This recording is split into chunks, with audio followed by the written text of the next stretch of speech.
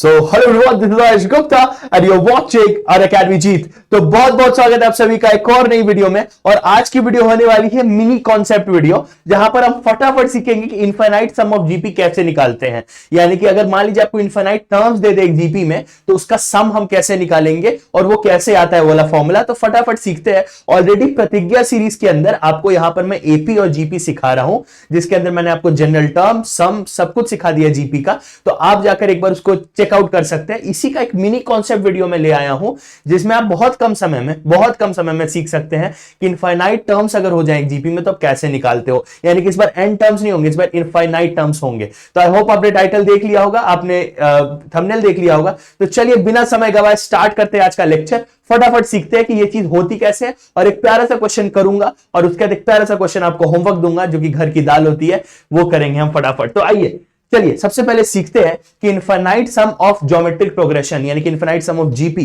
कैसे निकालते हैं। तो सबसे पहले अगर आपको याद हो तो हम सम कैसे निकालते थे मेरे प्यारे बच्चों। हम सम कैसे निकालते थे? हम निकालते थे a इंटू आर की पावर n नीचे -1 अपॉन r -1।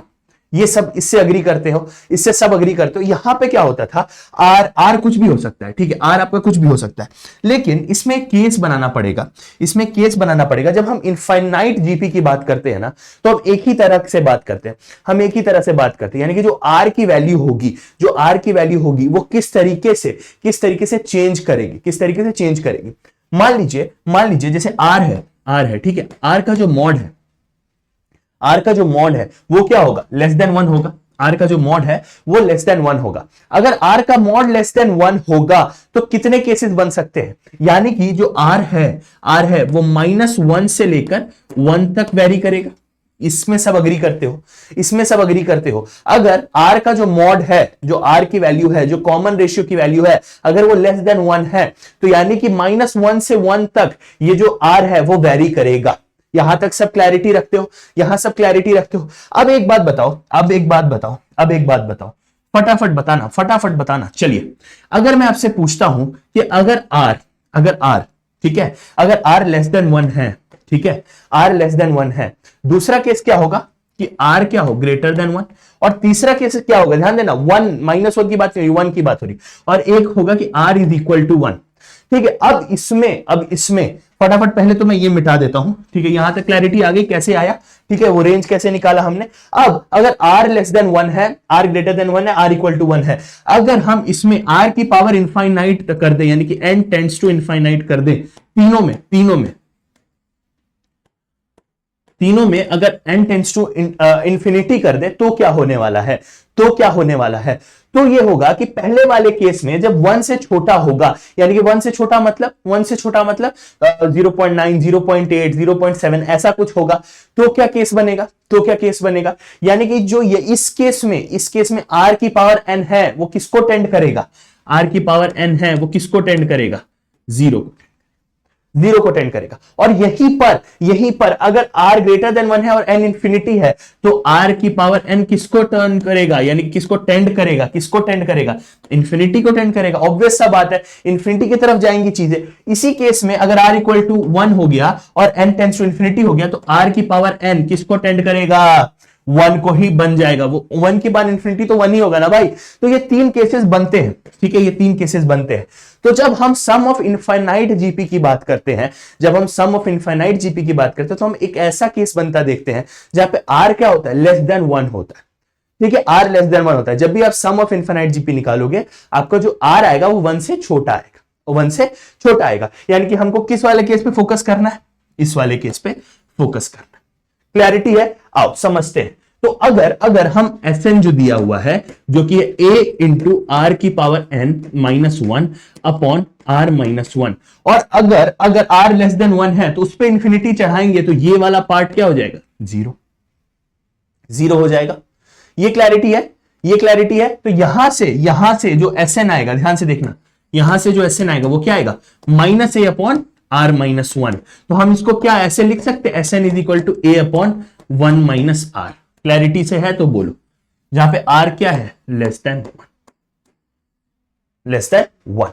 क्लैरिटी है। तो यहां से यहां तक ये वाला जो वैल्यू है वो a अपॉन 1 - r हो जाएगा। और यही क्या होता है, फॉर्मूला होता है किसका, sum of infinite terms of a GP का। ये क्लैरिटी है सबको, यहां तक सबको क्लैरिटी है तो लिखो कि चुंबक चिपक गया, कमेंट सेक्शन में आ जाना चाहिए। चल फॉर्मूला है, नोट किया, अब करते हैं क्वेश्चन। अब करते हैं क्वेश्चन। देखो क्वेश्चन मेरे नोट से है, सीधा सीधा एकदम रॉ सवाल लाया हूं, रॉ सवाल। ये खास बात है, खास बात है, रॉ सवाल लाना है, कहीं से कुछ बनावटी को महंगा सवाल नहीं लेकर आना, डायरेक्ट नोट से। चलिए शुरू करते हैं इस सवाल को। क्या लिखा है, पढ़िए मेरे साथ पढ़िए। The sum of an infinite number of terms of a GP is 15।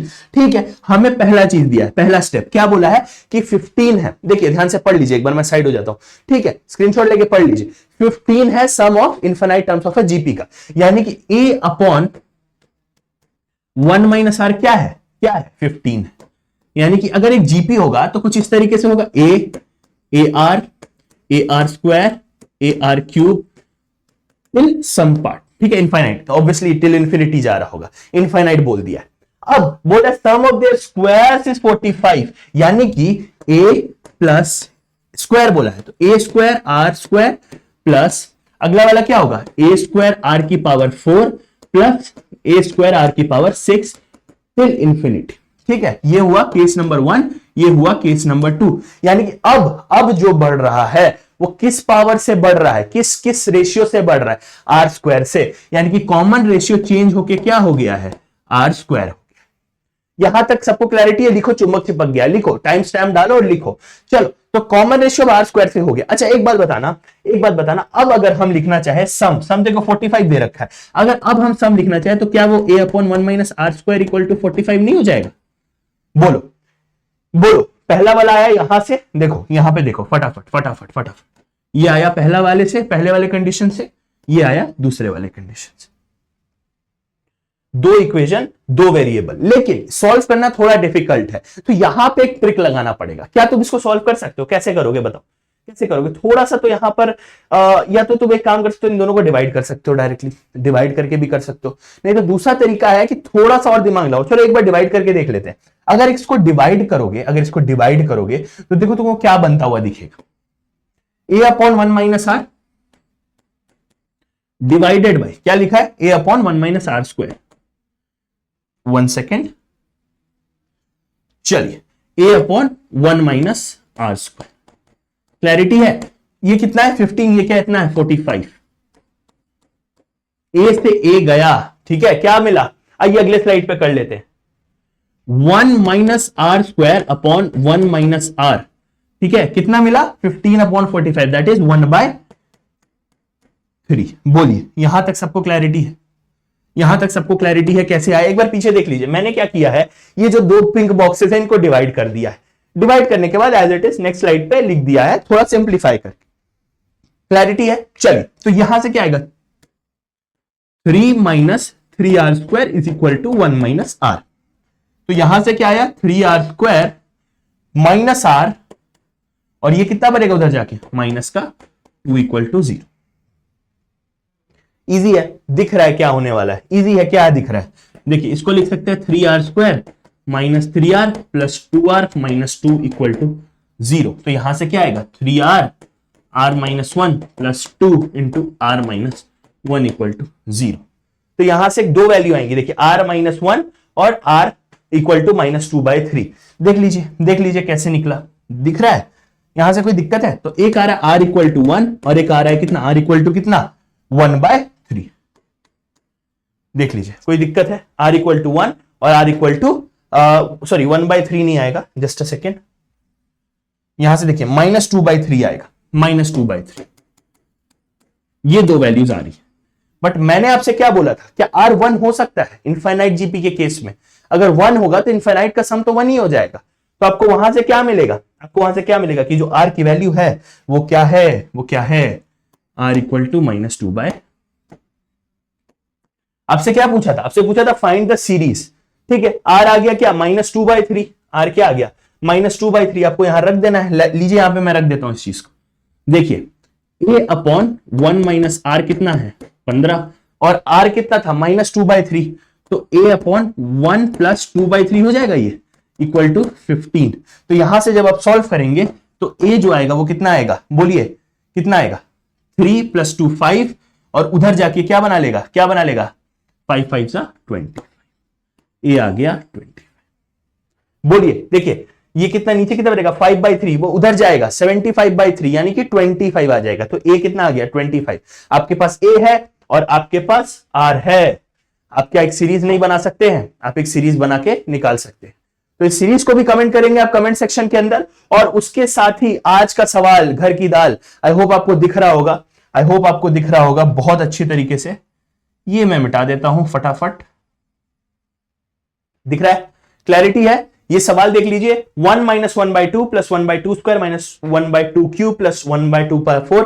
ये भी नोट का सवाल है, बहुत प्यारा सवाल है, अच्छे से इसको अटेम्प्ट करिए। इजी सवाल है, बहुत इजी सवाल है, डायरेक्ट दिख रहा होगा। और आपको कमेंट सेक्शन में क्या लिखना है? घर की दाल ए बराबर, जहां पर ए क्या होगा, ए क्या होगा, ए क्या होगा, इसका सोल्यूशन होगा। तो घर की दाल ए बराबर यानी कि ए जो इसका सोल्यूशन, मान लीजिए ए आता है, ए का वैल्यू आता है 2, ए मतलब कि जो इसका आंसर आता है 2 इस क्वेश्चन का, तो आपको लिखना है घर की दाल 2 बराबर या 3 बराबर 4 बराबर जो भी आता है। तो आई होप आपको समझ में आ गया होगा। और चुंबक चिपक गया होगा, तो चुंबक चिपक रहा है, अच्छे से समझ में आ रही है। प्रतिज्ञा सीरीज को फॉलो करिए। हम 5 टीचर हमेशा आपके साथ हैं। पुष्कर सर फिजिक्स के लिए, गुंजन मैम, नितेश सर आपकी केमिस्ट्री ले रहे हैं, और मैं आयुष सर और अंकित सर, हम दोनों आपके लिए मैथमेटिक्स ले रहे हैं। आई होप आपको मजा आ रहा होगा। पंगा सीरीज की भी प्लेलिस्ट आप चेकआउट कर सकते हैं, और प्रतिज्ञा भी, जहां पर लेंदी लेक्चर्स हम आपके लिए ले रहे हैं। तो आई होप आपको मजा आ रहा होगा। कोई भी आपको दिक्कत है तो कमेंट सेक्शन में हमें बताया। अनअकैडमी जीत की टीम दिन रात आपके लिए काम कर रही है, स्ट्रैटेजिक वीडियोस, मोटिवेशन वीडियोस ला रही है। तो अच्छे से पढ़ाई करिए और लगे रहिए, क्योंकि जेईई 2025 बहुत पास है और जेईई 2026 जितना दूर दिख रहा है उतना दूर है नहीं। तो ये अच्छे शब्दों के साथ मैं विदा लेता हूं, आपसे मिलूंगा अगली वीडियो में। I see in the next one, till then take care, bye bye.